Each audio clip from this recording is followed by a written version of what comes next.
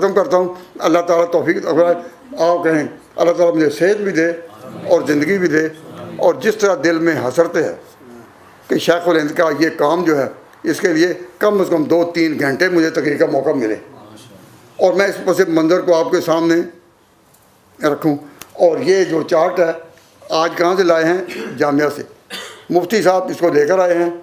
مدت تو یہاں بھی رہا لیکن دیکھنے والے تو بہت ہیں، پڑھنے والا کوئی.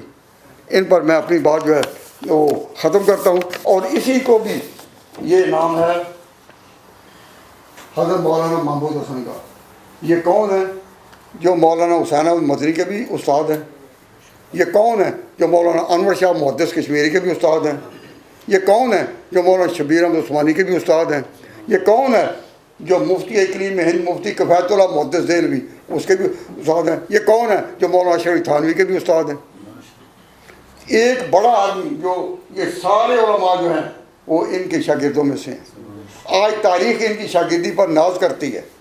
اور انہوں نے وہ علماء پیدا کیے کہ مصر کے جامعہ ازہر کے ایک بڑے عالم رشید رضا جب ہندوستان کے دورہ میں آئے اور جب واپس گئے تو انہوں نے جا کر رپورٹ دی کہ میں ہندوستان میں گیا ہوں، علماء کی محفلوں میں گیا ہوں، خانقاہوں میں گیا ہوں، میں مدارس میں گیا ہوں، ان کی مساجد میں گیا ہوں، لیکن جب میں دیوبند پہنچا ہوں تو مجھے اصل علم نظر آیا. تو آخر میں اس کا جملہ ہے لولم اراہا رضیات من الہند حزینا.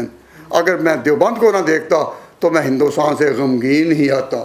غم کی لہریں میرے دلوں پر چھائی ہوئی تھی، میں غمگین ہی آتا. لولم اراہا لرضیات من الہند حزینا. تو ہم کو اللہ تعالیٰ نے موقع دیا، توفیق دی کہ ہم نے اس اسلام اکیڈمی میں ایکیڈیمک لائن میں، میری یہ تقریر پولیٹیکل لائن کی نہیں، ایکیڈیمک لائن کی ہے، اپنے بزرگوں کو خراج عقیدت پیش کرنے کے لیے ہے.